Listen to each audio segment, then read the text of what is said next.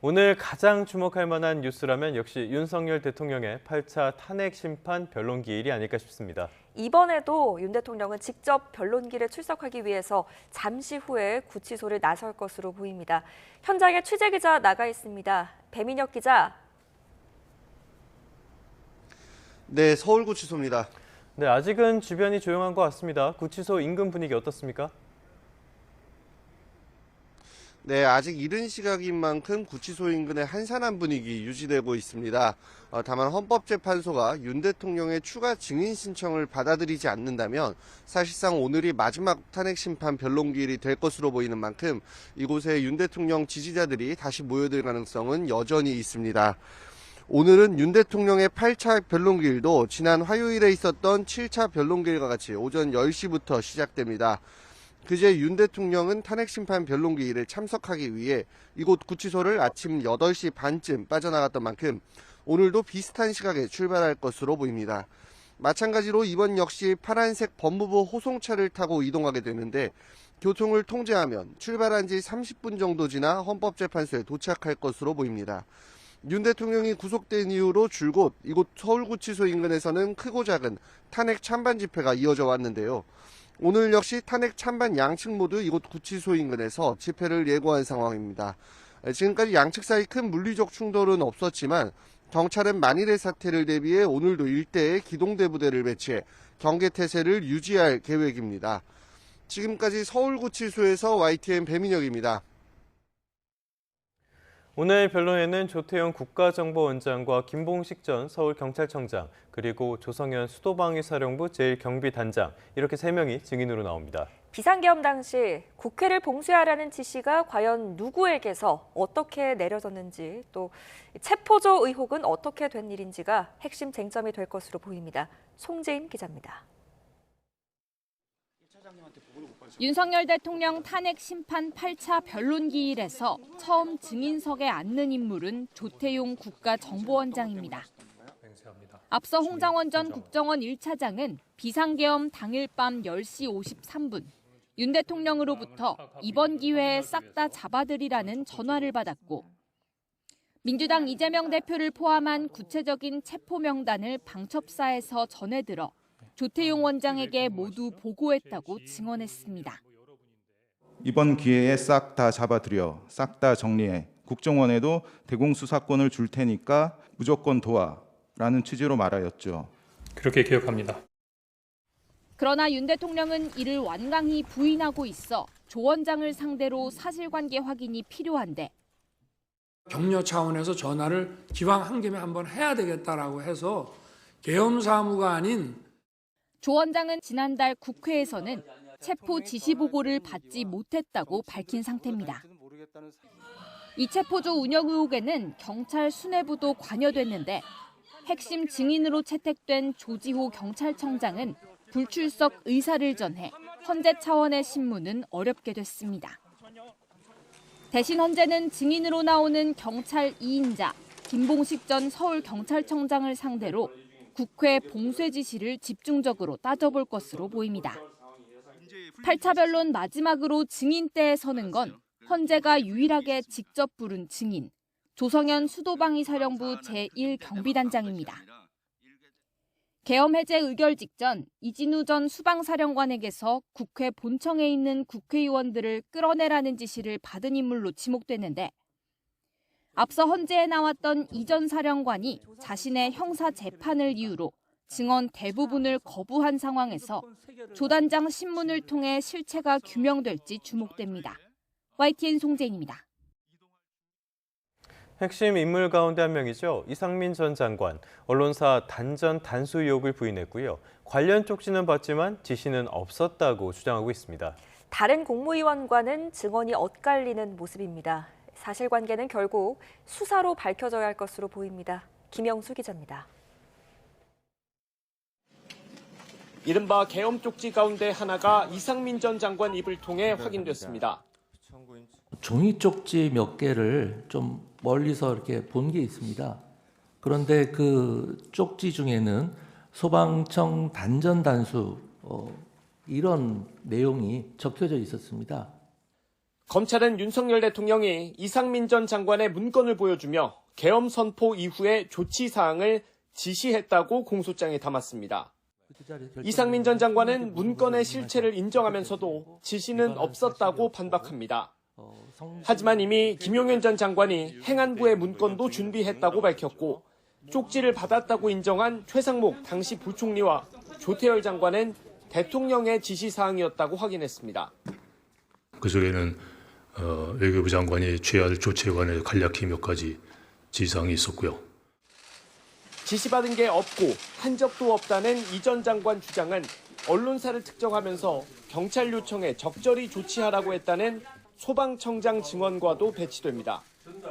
언론사 5곳을 말씀을 하시고 요청이 오면 적절한 조치를 취하라 이런 뜻으로 저는 기억을 합니다. 이상민 전 장관은 공개된 통화 기록과 일부 내용은 부인하지 않으면서 내란 혐의와 관련된 사실관계는 적극적으로 반박하고 있습니다. 내란 사건 수사가 막바지로 향하는 가운데 검찰과 경찰은 이 전 장관의 지시 여부에 수사력을 모을 걸로 보입니다. YTN 김영수입니다. 신원식 국가안보실장은 국방부 장관에서 자리를 옮긴 인물입니다. 신 실장이 헌법재판소에 나와 지난해 3월 말에서 4월 초쯤 윤 대통령이 비상한 조치를 언급해 유용한 방법이 아니라고 말했다고 밝혔습니다. 그 이후 공교롭게도 국방장관은 김용현 경호처장으로 바뀝니다. 하지만 이것 때문에 국방장관이 교체됐는지에 대해서는 신 실장은 사실이 아니라고 선을 그었습니다. 김문경 기자입니다. 지난해 3월 말에서 4월 초 윤 대통령 주재로 열린 서울 삼청동 안가만찬 김용현 경호처장과 조태영 국가정보원장, 여인영 방첩사령관 등이 참석한 것으로 알려진 모임입니다.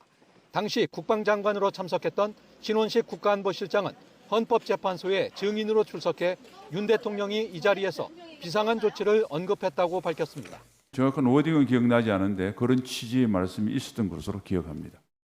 신 실장은 그러면서 국민의 정치의식을 고려할 때 유용한 방법이 아니라고 말했다고 증언했습니다. 만찬 이후에는 김용현 경호처장에게 대통령이 그런 말을 혹시라도 안 하도록 잘 모시는 게 부하된 도리라고 당부했다고 전했습니다. 이후 5개월 가까이 지난 지난해 8월 국방장관은 김용현 경호처장으로 전격 교체됐습니다. 대통령실은 최강팀을 구축하기 위한 인사라고 설명했지만 장관과 안보실장이 교체되면서 외교안보 라인의 힘겨루기 등 다양한 해석을 낳았습니다. 그리고 김용현 장관이 취임한 지 석 달이 지난 12월 3일 윤 대통령은 비상계엄을 선포했고 김용현 전 장관은 비상계엄 전면에 등장했습니다. 견제할 수 있는 수단이 없다. 그 방법이 한 가지 있는 것이 바로 비상계엄밖에 없었다. 그래서 참 피를 토하는 심정으로 대통령께서 일각에서 신원식 실장이 비상계엄에 반대해 교체된 게 아니냐는 지적이 제기됐지만 신원식 실장은 방산과 에너지, 한반도 안보 상황을 고려한 것으로 본다며 이를 부인했습니다.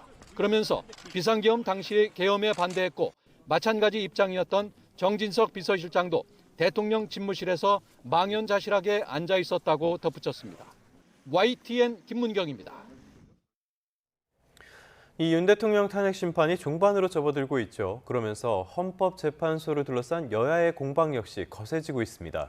여당은 헌법재판소가 정치 재판을 하고 있다며 압박 수위를 높이고 있는 반면 야당은 여당이 오히려 헌법 질서를 파괴하고 있다고 맞받았습니다. 박정현 기자입니다.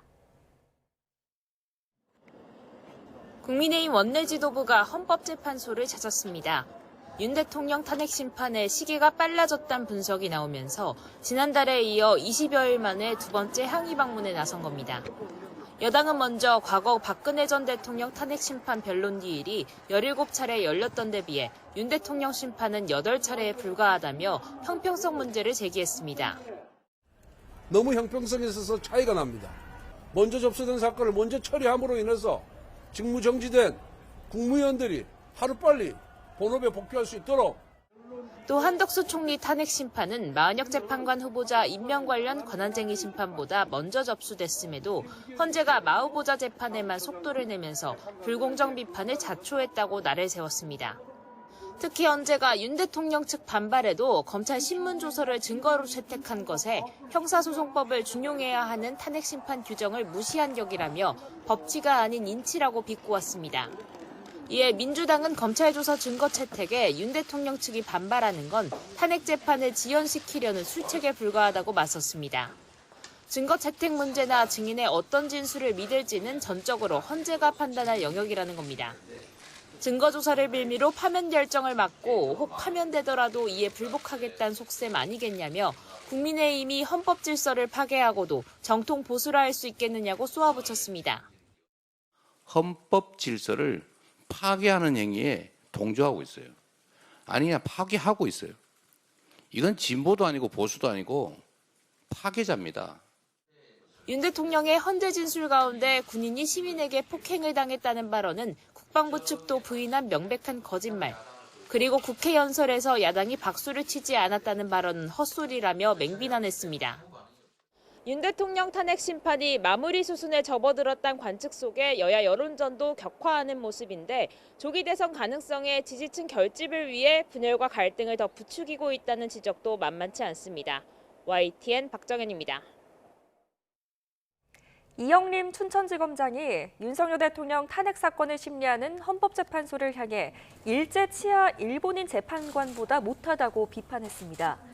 이 검사장은 검찰 내부망에 글을 올리고 안중근 의사가 이토 히로부미 암살로 검거돼 재판받을 당시 1시간 30분에 걸쳐 최후 진술했던 사례를 언급하며 문형배 재판관은 지난 6차 변론에서 증인신문 이후 3분의 발언 기회를 요청한 대통령의 요구를 묵살했다고 밝혔습니다.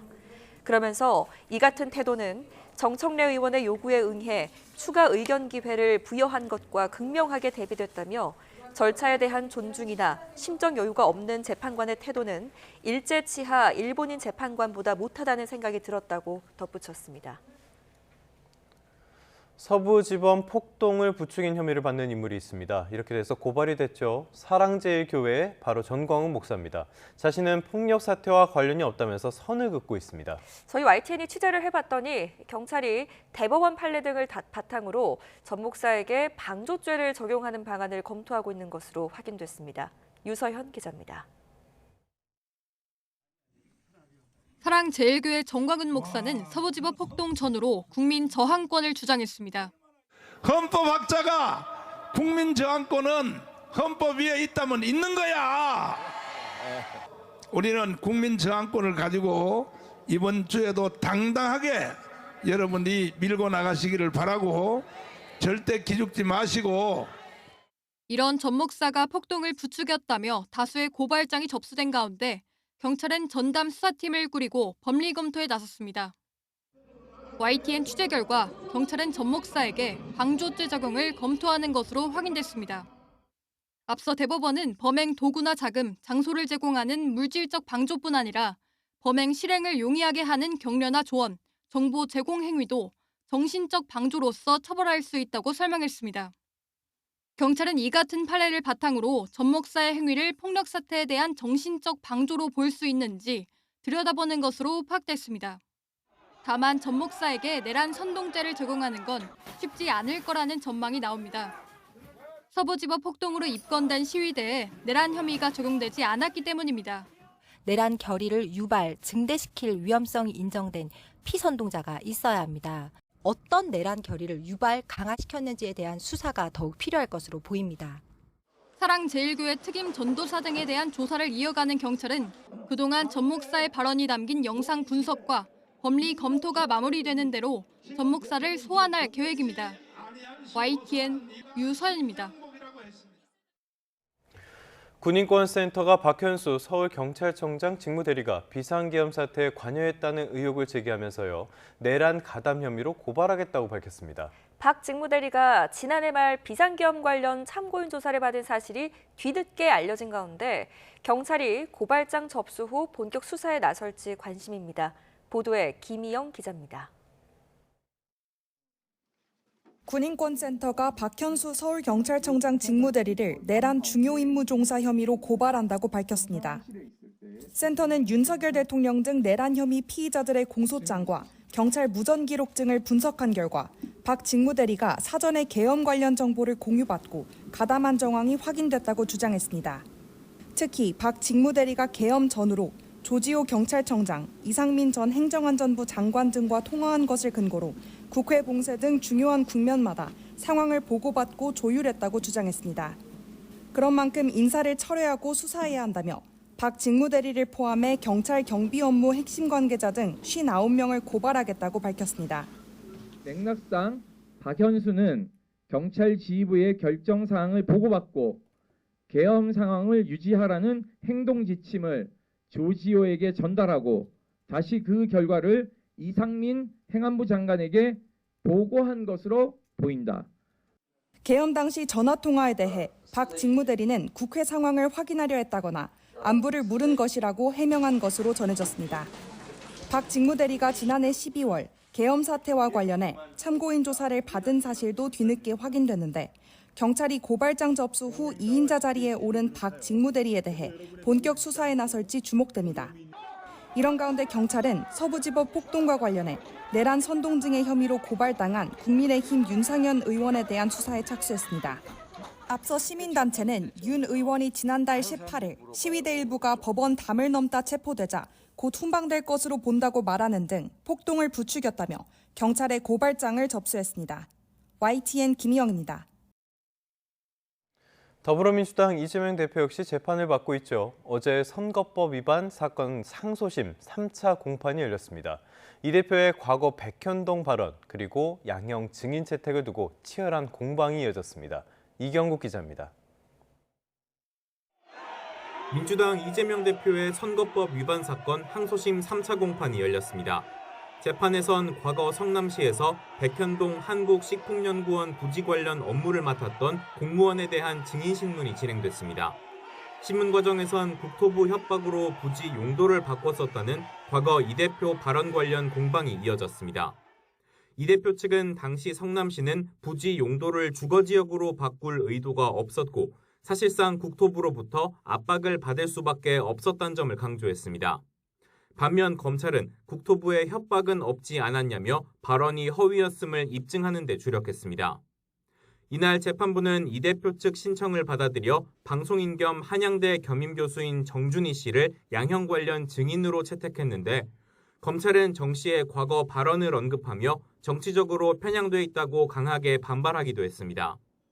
재판부는 오는 26일 오전 정 씨를 신문한 뒤 같은 날 오후 검찰 구형이 진행될 결심 공판까지 마친다고 밝혔습니다. 심리에 속도가 붙는 가운데 이 대표는 예정돼 있던 거란 짧은 입장만 내놓았습니다. 2심 재판부가 심리에 속도 내는 것 같은데 어떻게 보시나요? 원래 그렇게 예정돼 있었습니다. 3차 공판에서도 재판부는 이 대표 측의 위헌법률 심판 재청 신청에 대해선 결론을 내리지 않았습니다. YTN 이경국입니다. 더불어민주당 이재명 대표와 친문재인계의 적자라는 평가를 받아온 김경수 전 경남지사가 오늘 국회에서 만납니다. 이 대표 측은 이번 회동을 이 대표가 먼저 제안했다고 설명했는데요. 조기 대선 가능성이 거론되는 상황에서 두 사람이 개파 간의 통합 의지를 다지는 자리가 될 것이란 전망이 나옵니다. 민주당은 이 대표가 문재인 정부 출신인 김부겸 전 국무총리와 임종석 전 대통령 비서실장도 각각 만날 예정이라고 밝혔습니다. 오세훈 서울시장이 참석한 국회 개원 토론회에 여당 소속 국회의원들이 대거 몰렸습니다. 자연스럽게 조기 대선 가능성과 연결짓는 해석이 나오는데요. 다른 여권 주자들도 저마다 개헌 그리고 탄핵과 관련한 메시지를 앞세우면서 보폭을 넓히는 분위기가 역력합니다. 임성재 기자의 보도입니다. 여권 유력 주자인 오세훈 서울시장이 개헌 토론회 참석자 국회에 모습을 드러냈습니다. 토론회장엔 권영세 비상대책위원장과 권성동 원내대표 등 여당 지도부를 비롯해 50명 가까운 현역 의원들이 집결했습니다. 캠프 출정식을 방불케 한다거나 조기 대선 전 새몰이에 나선 것 아니냐는 말들이 나오는 이유인데 오 시장은 일단 이 같은 해석에 선을 그었습니다. 헌법재판소에서 한창 재판이 진행이 되고 있습니다. 그 결론이 나고 난 다음에 그 조기 대선에 대한 논의에도 늦지 않다고 저는 생각을 하고요. 다만 조기 대선 가능성과 맞물려 여권 화두로 떠오른 개헌론에 지방분권 필요성을 역설하는 등 굵직한 메시지로 존재감을 과시했습니다. 또 오 시장을 향한 야권의 견제구 카드로 분석되는 명태균 특검법에도 적극 반박에 나섰습니다. 그 질문 나올 때까지 기다렸습니다. 검찰에 수사를 촉구했습니다. 일개 범죄자의 입에서 나오는 말들이 전국을 좌지우지할 수 있도록 놔두는 것은 결코 바람직하지 않습니다. 지난해 7.23 전당대회 이후 언론 노출을 줄였던 원희룡 전 국토교통부 장관도 국회를 찾았습니다. 헌법재판소의 공정성에 의문을 표하며 무엇보다 윤 대통령의 복귀가 우선이라고 목소리를 높였습니다. 결론적인 입장을 공표해야 되겠다는 것 때문에 나왔고요. 공정한 헌법재판을 이루어지도록 모든 힘을 기울이는 게 현재 우리가 집중해야 될 일이라고 생각합니다. 이미 예정됐던 오 시장의 국회 방문을 의식한 것 아니냐는 해석도 나왔는데 윤 대통령의 탄핵 심판 변론 종결 시점을 고려한 기자회견이었다며 확대 해석을 경계했습니다. 홍준표 대구시장은 이명박 전 대통령과 전국 현안을 논의했고 유승민 전 의원은 설 연휴 기간 자신을 정계로 이끈 이회창 전 총재를 만난 것으로 뒤늦게 확인됐습니다. 한동훈 전 대표 역시 윤 대통령 탄핵 심판 추이를 보며 재등판 시기를 저울질하는 거로 알려졌습니다. 당 차원에선 여전히 조기 대선 언급 자체를 삼가는 기류지만 보폭을 넓히는 유력 주자들의 행보에는 사실상 대권 물밑 경쟁이 본격화하고 있다는 분석도 적지 않습니다. YTN 임성재입니다. 다음 소식입니다. 김하늘 양을 살해한 교사의 동선을 추적해 봤더니 범행 전에 무단 외출을 해서 흉기를 사러 학교 인근 주방용품 판매점을 방문하는 모습이 CCTV에 다 찍혔습니다. 하늘 양 부검 결과 날카로운 도구의 여러 부위가 손상돼서 숨진 것으로 확인됐는데요. 경찰은 이 교사의 범행 동기 등을 본격 수사하고 있습니다. 김기수 기자입니다. 한 여성이 검은색 봉투를 들고 걸어갑니다. 주변을 두리번거리는 듯 하다가 차에 올라탑니다. 지난 10일 대전에 있는 한 초등학교에서 1학년 김하늘 양을 살해한 40대 교사 A씨입니다. 범행 당일 오후 1시 19분쯤 A 교사가 몰던 차량이 학교를 빠져나갔다가 30여 분 뒤 들어오는 모습도 CCTV에 고스란히 담겼습니다. 무단 외출해 인근 주방용품 판매점에서 범행했을 흉기를 미리 준비한 겁니다. 경찰은 A씨가 사전에 범행 도구를 준비하는 등 계획 범행일 가능성에 무게를 두고 수사를 벌이고 있습니다. 특히 체포영장과 압수수색 영장을 받아주면서 A 교사 주거지를 압수수색하고 휴대전화를 디지털 포렌식으로 분석하고 있습니다. 그동안 A씨의 진술에만 의존해왔는데 강제 수사가 시작되면서 범행 동기와 시청각실을 범행 장소로 택한 이유 등도 조사가 이루어지고 있습니다. 학교에 대해선 관계자를 일부 조사했고 자료를 이미 제출하는 방식으로 진행하고 있습니다. 주거지나 차량이나 이런 필요한 재반의 압수수색을 진행을 하고 있고 학교를 압수수색 영장을 통해서 확인할 사항은 현재까지는 없고요. 김양 부검도 진행됐습니다. 사인은 다발성 예기 손상에 의한 사망, 즉 날카로운 도구에 의해 여러 곳에 손상을 입어 숨진 것으로 확인됐습니다. YTN 취재진이 A 교사에 대한 소견서 내용을 확보했는데 5년 전부터 우울증으로 정신과 치료를 받았지만 복직 직전에는 정상 근무가 가능할 것으로 보인다고 적혀 있습니다. 경찰은 담당 서장을 팀장으로 형사과 전체와 대전경찰청 형사기동대 사이버수사대가 지원하는 전담팀을 꾸려 수사를 확대했습니다. 또 유족에 관한 허위 사실이나 비방하는 인터넷상 글에 대해서도 강력히 수사하겠다고 밝혔습니다. YTN 김기수입니다. 트럼프 미국 대통령이 블라디미르 푸틴 러시아 대통령과 우크라이나 전 종전 협상을 즉각 개시하기로 합의했다고 밝혔습니다. 트럼프 대통령은 현지 시간 12일 자신의 소셜미디어 트루스 소셜에 올린 글에서 푸틴 러시아 대통령과 길고 생산적인 전화 통화를 했다며 이같이 밝혔습니다. 이렇게 종전 협상을 시작하기로 한 미국과 러시아의 합의에 대해서 직접적인 당사자라고 할 수 있는 우크라이나는 물론 유럽 주요국들도 신중한 반응을 보였습니다.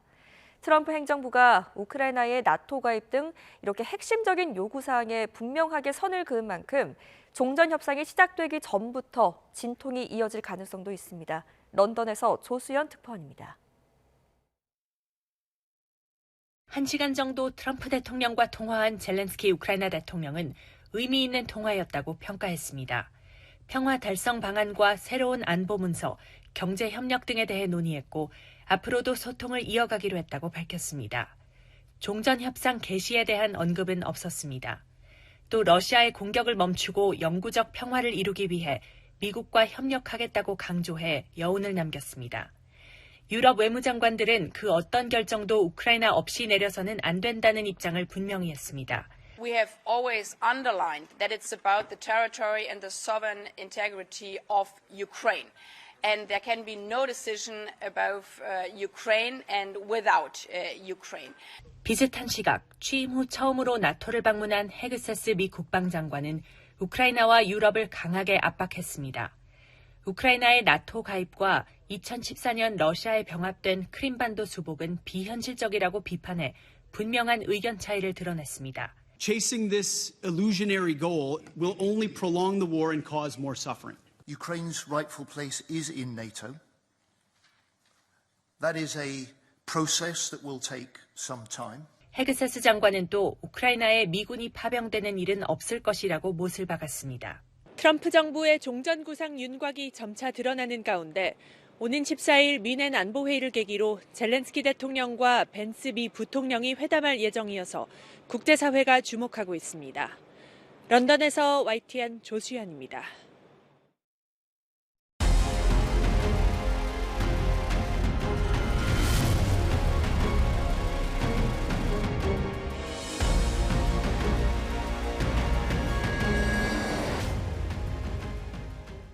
오늘 가장 주목받는 뉴스입니다. 8차 변론 기일 서정빈 변호사와 함께 전망해 보도록 하겠습니다. 변호사님 어서 오십시오.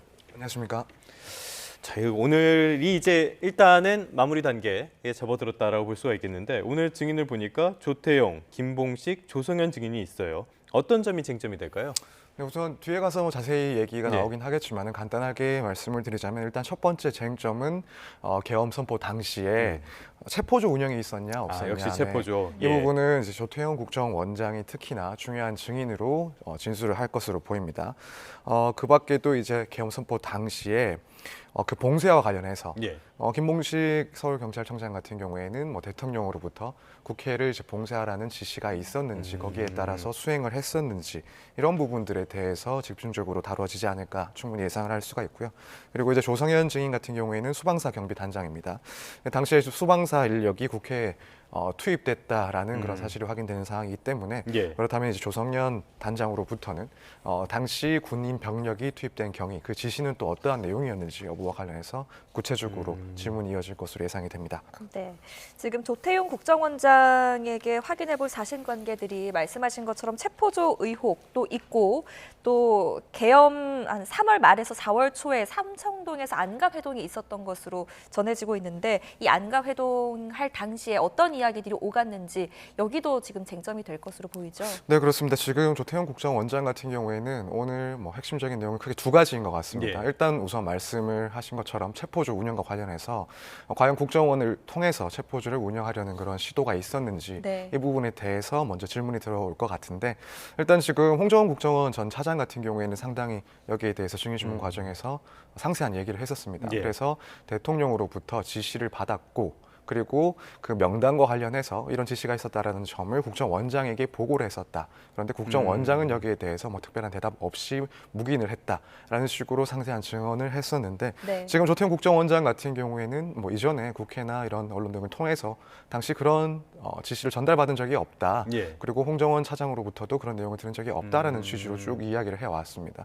이번에는 그렇기 때문에 홍정원 전 차장과 상당히 반대되는 그런 진술들이 예상이 되는 그런 상황인데 당연히 여기에 대해서 실제 그런 보고가 있었는지 혹은 대통령 측으로부터 직접적인 지시가 있었는지 여부 등에 대해서 상당히 진술도 듣기 위해서 질문들이 오가지 않을까 예상이 됩니다. 그리고 이제 말씀하셨던 이 계엄 선포 이전에 작년 3월 말쯤에 대통령과의 그런 회담이 있었다라는 그런 의혹이 제기된 상태입니다.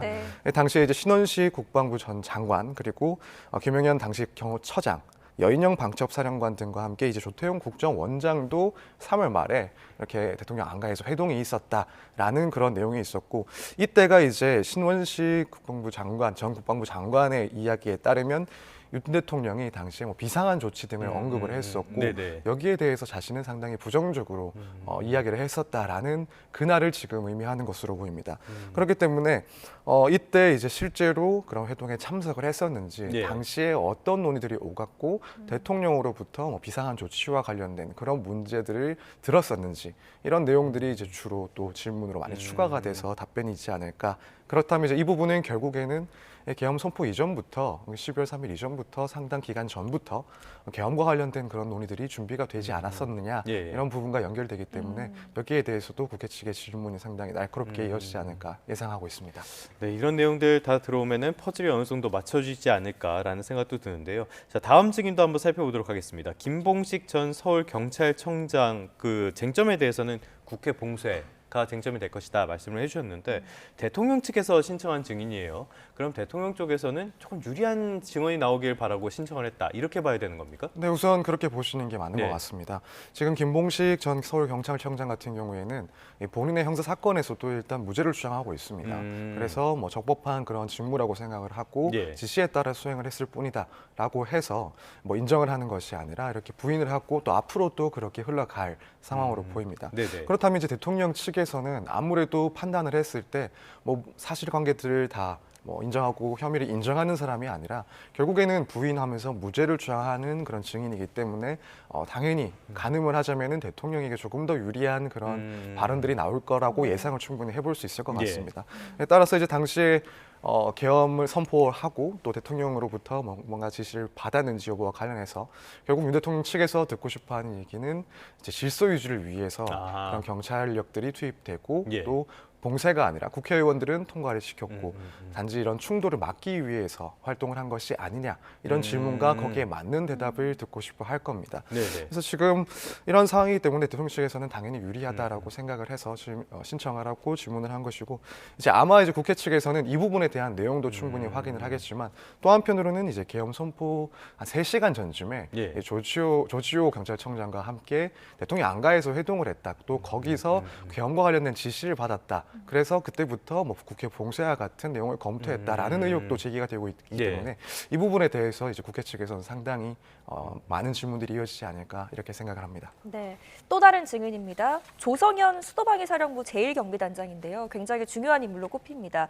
재판부의 직권으로 채택된 증인이거든요. 재판부가 그만큼 중요한 증언을 얻을 수 있을 거라고 생각을 하고 채택한 인물일 텐데 어떤 이야기 듣고 싶겠습니까? 네, 일단 재판부에서 지금 조성현 단장을 직권으로 이제 증인으로 채택한 이유를 생각을 해봤을 때 우선 뭐 당시에 국회에 투입된 병력을 지휘한 그런 지휘관이기도 하고 앞서 있었던 그 이진우 수방사령관 같은 경우에는 사실 뭐 언론을 통해서 밝혀진 공소장 내용을 봤을 때 대통령으로부터 뭐 4인 1조로 의원들을 끌어내라, 문을 부수고서라도 들어가라 이런 지시를 받았다라고 하는 그런 의혹을 갖고 있는 인물인데 실제 이제 헌법재판소 증인신문 과정에서는 형사 사건이 진행 중이다라는 이유로 대부분 이런 질문들에 대해서는 대답을 회피했습니다. 그런 상황이기 때문에 그렇다면 이제 사령관으로부터 또 지시를 받았던 것으로 보이는 이 조성현 단장이 아무래도 더 구체적인 내용들을 진술할 수 있지 않을까라는 판단에서 결국 증인으로 채택을 한 것 아닌가 생각이 됩니다. 그렇기 때문에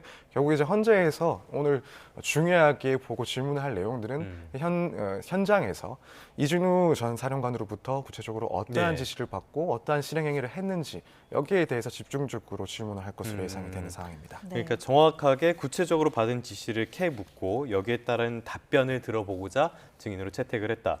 자, 그러면은 지금까지 오늘 증인들과 관련한 핵심 쟁점들을 짚어봤는데요. 여기에서 하나 더 짚어봐야 될 게 윤 대통령은 이런 상황 속에서 어떻게 방어 논리를 펼 것인가 이 부분일 것 같은데요. 어떻게 나설 것으로 보십니까? 우선 조태용 국정원장 같은 경우에는 뭐 지금까지의 그런 발언들을 봤을 때 윤 대통령 측에서는 뭐 당연히 유리할 그런 증인이라고 생각을 할 것 같습니다. 그렇기 때문에 결국 체포조 운영과 관련해서는 이런 점들을 대통령이 직접 지시한 바가 없지 않느냐라는 그런 질문들을 많이 할 것 같고 또 한편으로는 이제 조태용 국정원장을 통해서 기대를 또 해볼 수 있는 그런 진술이 있다라고 한다면 결국 이제 홍장원 그럼 전 차장이 왜 이런 진술들을 해왔는지 여기에 대해서 뭐 또 물어볼 것으로 보입니다. 그래서 뭐 경질한 이유와 관련해서 네. 홍장원 전 차장이 뭐 사실이 아닌 내용들 그리고 정치적인 발언들을 많이 했기 때문에 경질을 한 것 아니냐. 그래서 이 질문 과정을 통해서 뭐 조태용 그 국정원장의 진술을 듣는 것도 중요하고 또 한편으로는 홍장원 전 차장의 그런 기존 진술에 대해서 신빙성을 떨어뜨릴 수 있는 그런 부분들까지도 질문을 하고 예. 답변을 듣는 그런 전략을 세우지 않았을까 생각이 됩니다. 그리고 이제 김봉식 네, 지금 네. 그리고 김봉식 같은 그 청장 같은 서울 경우에는 네, 당시 어쨌든 마찬가지 논리로 질서 유지를 위해서 국회 경찰력을 요청한 것 아니냐 네. 이런 봉쇄가 내용들을 아니라 질서 유지였다. 네, 예. 그리고 실제로도 어쨌든 1차, 2차 뭐 봉쇄라는 그런 점들이 있기 전에 국회의원들이 또 일정 시간 동안 국회 정문을 통과한 사실이 있기 때문에 이걸 보더라도 당시에 국회의원들은 국회의 그런 의결을 위해서 통과시키려는 그런 지시가 있었던 것 아니냐 예. 이 부분을 핵심적으로 질문할 것 같습니다. 네. 이제 한편으로는 조성현 단장 같은 경우에는 뭐 직접적으로 대통령의 지시를 한 사람은 또 아닌 것으로 보이기 때문에 마찬가지로 대통령의 지시는 뭐 본인이 모르지 않느냐 그리고 또 한편으로는 국회의 질서를 위해서 들어간 것이고 또 그 안에서 투입된 인력만으로는 국회의원이나 혹은 내부에 있는 네네. 그런 인물들을 끌어내기에는 애초에 불가능했던 것 아니냐 이런 내용의 질문들이 많이 있지 않을까 생각을 하고 있습니다. 네, 이 7차 변론기일 때 모습을 좀 살펴보면 윤석열 대통령 측에서는 이 방어 논리로 그때 비상계엄 선포할 당시에 전후 상황을 따져봤을 때 국제 정세, 국가 안보 상황이 굉장히 비상사태였다라는 점을 좀 강조하고 싶었던 것 같아요. 실제로 신원식 국가안보실장이 그런 발언을 하기도 했고요. 이번에도 같은 어떤 전략을 쓸 거라고 보십니까? 네, 그럴 것 같습니다. 지금 증인 3명 중에서 일단 조태용 국정원장 같은 네. 경우에는 뭐 계엄 상황과 관련해서의 질문도 있겠지만 한편으로는 그런 국정원 업무의 특성상 국제 정세 등 이렇게 국가의 그런 안보와 관련된 내용들을 많이 다루는 일을 하고 있습니다. 그렇기 때문에 지금 계엄 선포 배경에 대해서 뭐 하이브리드전 혹은 중국 북한의 그런 해킹 공격 등 불안정한 그리고 예. 상당히 위기가 컸던 예. 당시의 상황을 주장하고 있는 윤 대통령 입장에서는 적어도 조태용 국정원장에 대해서는 이런 배경과 관련된 질문들도 상당히 이루어지지 않을까 예상을 해볼 수가 있습니다. 네. 알겠습니다. 지금 말씀하신 것처럼 진술들도 엇갈리고요. 아직 실체적인 진실이 뭔가 이 부분까지 말씀드리긴 좀 어려울 것 같은데 뭐 검찰 조서가 증거로 채택돼서 이 부분도 논란이 있었어요. 그래서 이거랑 관련된 건데 어제 현직 검사장의 비판이 나오기도 했어요. 이 부분은 어떤 취지로 보십니까? 일단 이영림 지검장이 이제 이 헌법 재판의 그런 심리 과정에 대해서 네. 비판적인 입장을 한번 표시를 했습니다.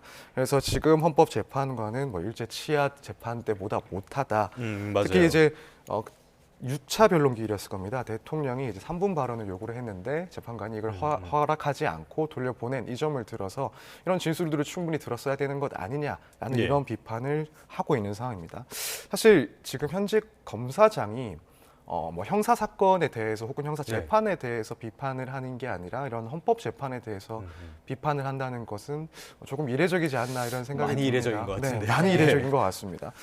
그래서 물론 이제 뭐 어쨌든 지금 이 형사 재판과 비슷하게 탄핵 심판 역시도 그런 관련 규정들이 준용이 되기도 하고 사실상 뭐 결국 잘잘못을 따지는 절차니까 뭐 그런 측면에서는 피청구인의 방어권 보장을 생각해서 이런 의견을 제시할 수도 있다라고 생각하는데 네네. 우선은 뭐 그런 상황 자체가 무척 이례적인 건 맞는 것 같고 네. 또 내용을 봤을 때 물론 윤 대통령 측에서 방어권 문제를 들며 이런 절차적인 부분을 지적할 수는 있는데 네. 다만 이제 아무래도 지금 이 절차는 6차 혹은 7차 여기까지 지금 증인신문 과정이었습니다. 네. 증인신문 절차에서는 당연히 그 시간이나 혹은 절차적인 부분에 있어서 재판관이 어느 정도 제한을 할 수가 있고 네. 또 특히 대리인들을 통해서 지금 재판을 수행하고 있는 상황이기 때문에 여기서 반드시 당사자의 진술을 들어야만 한다라고는 볼 수가 없습니다. 네. 물론 그런 이야기들을 할 수 있게 허락을 해준다면 뭐 네. 방어권은 더 보장할 수 있는 그렇겠죠. 측면은 있긴 네. 하겠지만 이것들은 결국에는 이제 최종적인 의견을 진술하는 절차가 따로 있기 때문에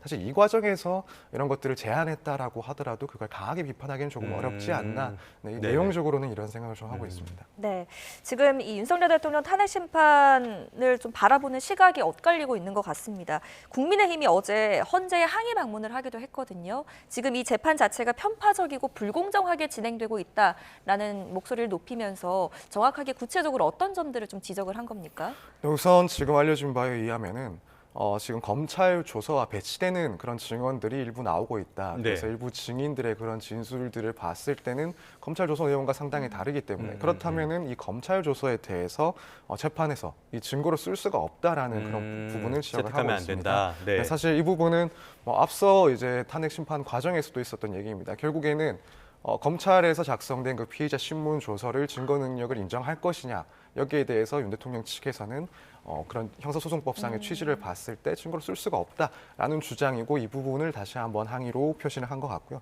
또 한편으로는 이제 각 탄핵 심판 혹은 현재 헌법 재판의 그런 절차와 관련해서 현재 지금 한덕수 국무총리의 탄핵 심판이 어쨌든 지금 네. 진행이 돼야 되는데 이건 먼저 진행을 해야 되고 이 최권한 대행에 대한 그런 권한쟁의 심판 같은 경우에는 이것보다 순서가 늦춰져야 된다. 아무래도 이제 한덕수 총리가 먼저 권한 대행으로 또 일을 했었고 최권한 대행의 경우에는 그 후순위였기 때문에 이 순서를 지켜야 된다라는 주장을 하고 있는 것 같습니다. 예. 그래서 이 부분 역시도 사실 이전에 탄핵 심판의 그런 속도와 관련해서 어떤 것들을 우선해야 될지 이야기들이 나왔던 상황이기 때문에 다시 한번 이런 부분들을 지적을 하면서 항의 방문을 한 것으로 보여집니다. 네. 그런데 여당만 헌재를 압박하는 건 아니고요. 야당 쪽에서도 불복할 명분을 쌓는다 이런 식으로 간접적인 이야기도 또 하고 있단 말이에요.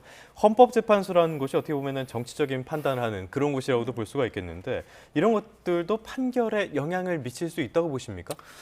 사실 그냥 일반적으로 봤을 때는 이런 여야의 압박이나 혹은 네.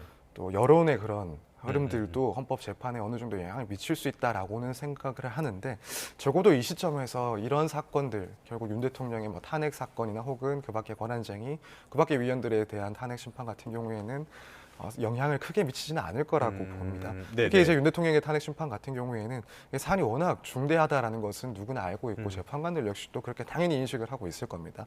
그래서 이런 여론이나 혹은 여야의 그런 의견들을 물론 들릴 수는 있긴 하겠지만 결국 현재 확보된 증거 그리고 확보된 그런 증인들의 진술들을 통해서 최대한 객관적으로 판단을 하려고 노력을 할 것이 너무 당연해 보입니다. 그래서 오히려 이런 압박들이 있을 때마다 헌법재판소 입장에서 그리고 재판관들 입장에서는 더 공정하고 객관적인 판단을 하기 위해서 노력하지 않을까. 그렇지 않으면은 추후에 어떠한 결정을 내렸을 때 여기에 대해서 발생할 수 있는 그런 후속적인 비판들도 충분히 예상을 할 수 있는 상황이다 보니 오히려 더 객관적으로 판단하기 위해서 신경을 쓰지 않을까. 네. 그래서 결국 압박은 사실상 결론을 내는 데 있어서는 큰 영향을 미치지 않을 거라는 게 제 개인적인 생각입니다. 네. 지금 이제 정해진 변론기일은 오늘이 마지막입니다. 추가 변론기일은 아직까지 미정인 상태인데 오늘 재판 중에 혹시 추가적으로 증인이 채택이 된다거나 신청이 된다거나 혹은 또 변론기일이 추가 지정될 가능성도 있습니까? 일단 추가적인 기일 자체는 지정될 가능성이 조금 남아있지 않나 생각이 듭니다. 물론 이전까지는 상당히 촘촘하게 그리고 신속하게 재판을 진행을 해왔다라고 보이는데 이제 증인신문 과정에서 예상했던 것보다는 사실 그 진술이 적거나 진술을 거부했던 그런 증인들도 있는 상황이기 때문에 헌법재판소에서는 추가 증인 혹은 추가 기일을 위해서 진행을 위해서 조금 기일을 더 추가할 가능성도 분명히 있다라고는 보입니다.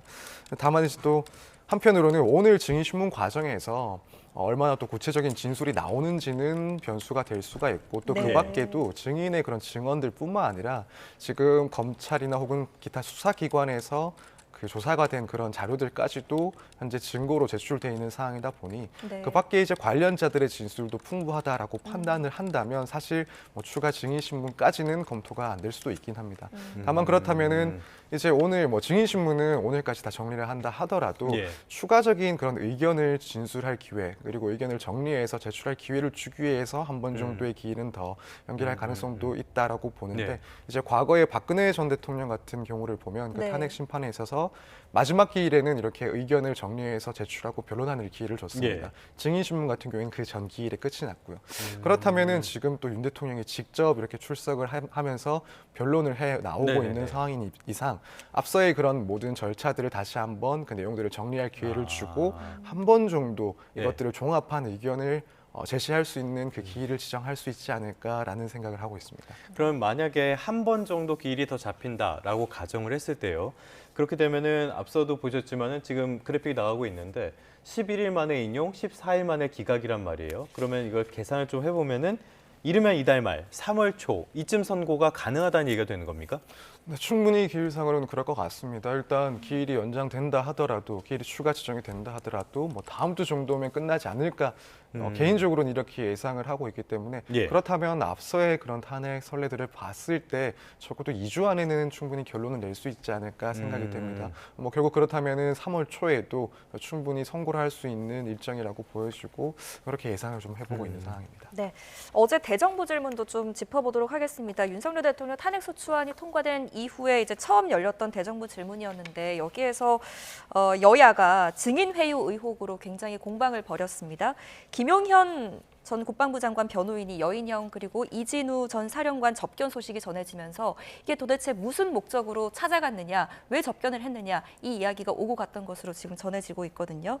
실제로 헌재에서 증인한 인물이기도 하기 때문에 이것들이 굉장히 헌재 탄핵 심판이나 또 본인들의 형사 재판에 영향을 미칠 가능성도 있습니까? 사실 지금 여야에서 각 증인들에 대해서 회유나 혹은 기타 뭐 진술을 왜곡시키는 그런 의혹들을 제기를 하고 있는데 예. 다만 지금까지 나온 사정들만으로는 이런 재판에 큰 영향을 주기는 어렵다고 봅니다. 어디까지나 각자의 그런 주장에 불과하고 이걸 예. 뒷받침하고 또 실제로 신빙성 자체를 탄핵시킬 만큼 뭐 구체적인 그런 정황과 관련된 증거라든가 혹은 자료 등이 지금 제시되고 있는 상황이 아닙니다. 또 이게 뭐 헌법재판소에도 실제로 제출된 상황도 아니고요.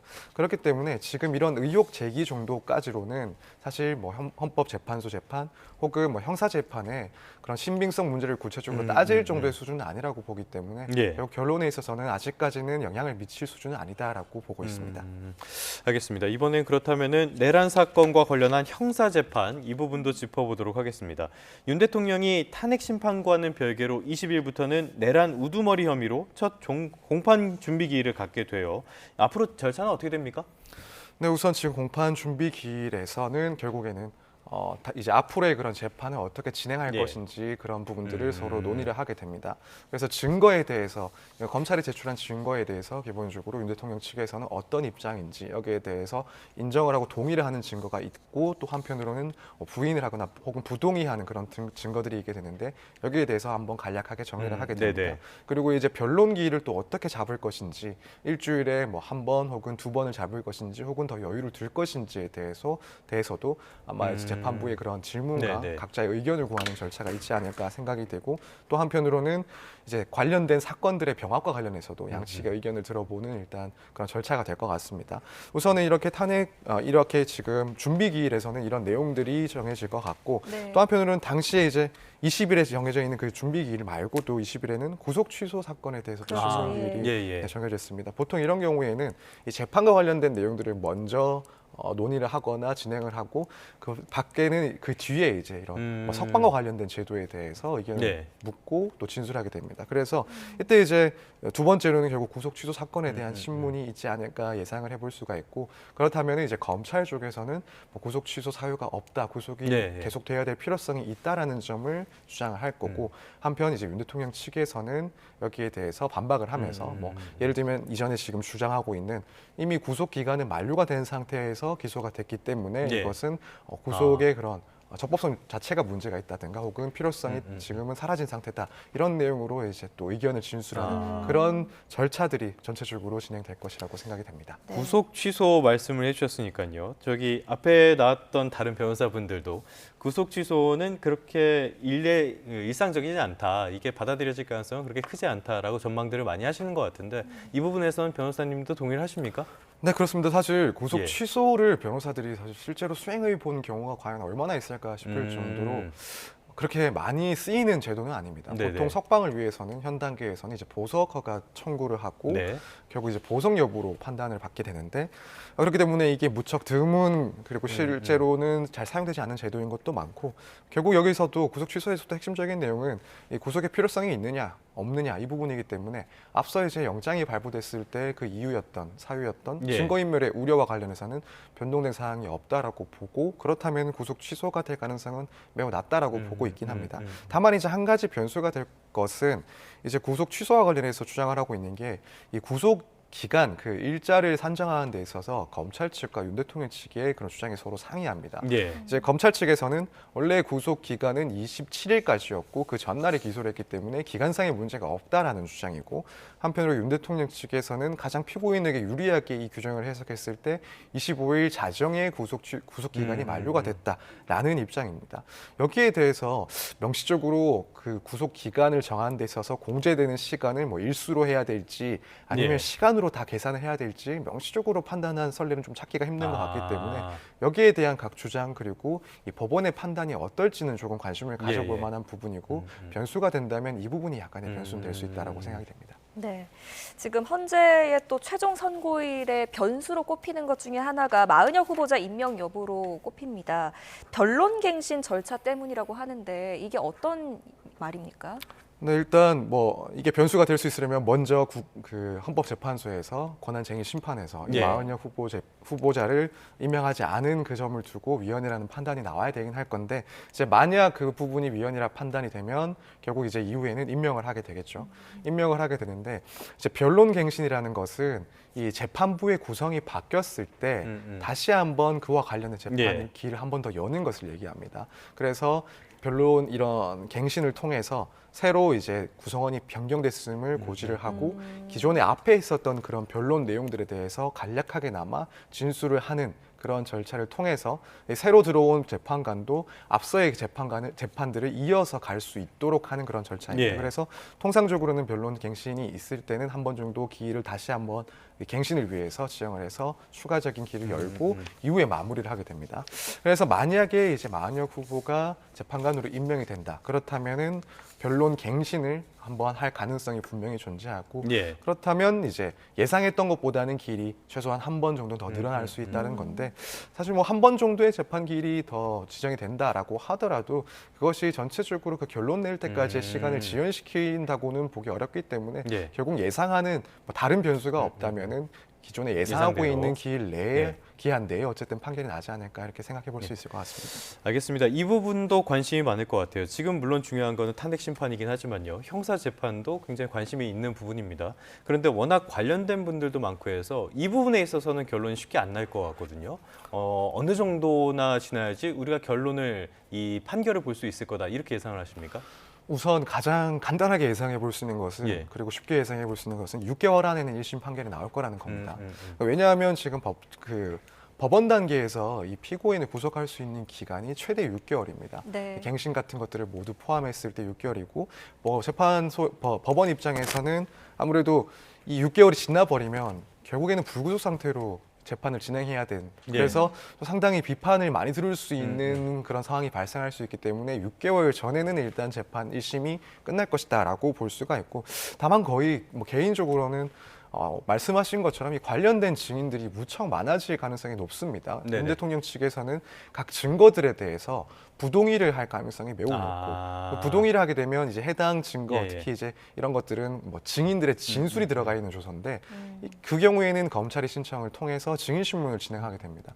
그렇기 때문에 이 증인 신문이 상당히 오랫동안 길게 흘러갈 수 있다라는 점에서 거의 6개월은 가까이 다 채워서 결론이 나지 않을까 이렇게 개인적으로는 예상하고 있습니다. 그것도 만만치 않은 시일이 걸릴 것 같습니다.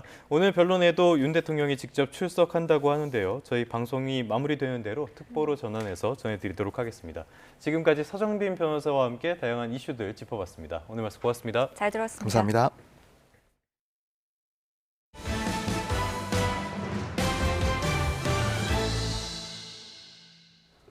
지난달 미국의 소비자 물가가 깜짝 상승했습니다. 1년 전보다 3% 올랐는데요. 연방준비제도의 목표치가 2%니까 목표에서 또 한 걸음 멀어졌습니다. 뉴욕에서 이승윤 특파원입니다. YTN 취재진이 계란을 사러 뉴욕 시내 마트에 가봤지만 계란이 들어간 제품은 있어도 계란 자체는 눈을 씻고 봐도 찾을 수 없습니다. 조류 인플루엔자로 공급이 줄어들면서 계란 가격이 폭등하는 이른바 에그플레이션이 발생했습니다. 지난달 12개들이 A등급 큰 계란의 소매 가격은 4.95달러로 한 달 전보다 15.2%, 1년 전보다 53% 오르며 사상 최고치를 찍었습니다. 계란에 더해 휘발유가 물가 상승을 주도하면서 지난달 미국 소비자 물가가 1년 전보다 3% 오르며 예상치를 넘어섰습니다. 10년물을 포함한 미 국채 금리도 크게 올랐습니다. 인플레이션이 재발할 조짐을 보이면서 연방준비제도가 장기간 기준금리를 동결할 가능성이 커졌다는 전망에 힘이 실렸기 때문입니다. 앞서 금리를 동결할 준비가 돼 있다고 밝혔던 제롬 파월 연준 의장은 하원 청문회에서 인플레이션 지표가 목표치인 2% 위에 머물고 있다고 지적했습니다.